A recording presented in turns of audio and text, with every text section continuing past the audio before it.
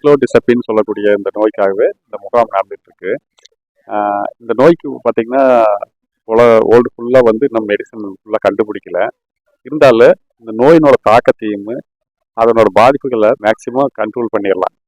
அதாவது நம்ம மரபு சார்ந்த சிகிச்சையாகவோ ஹோமியோபதியிலையோ மற்ற இதில் எடுக்கும்போது இதை வந்து கட்டுப்பாட்டில் கொண்டு வந்துடலாம். அதாவது இதுக்கு மேலே வந்து பாதிப்பு டெவலப் ஆகாமல் இருக்கிறதுக்கு செய்யலாங்க.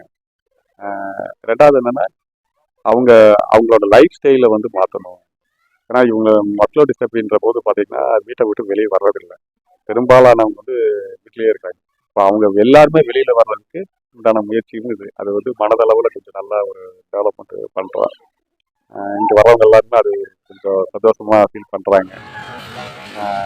பெரும்பாலும் பார்த்தீங்கன்னா இதுக்கு மருந்து இல்லைன்னு சொன்னதுனால முடக்கி போயிடுறாங்க.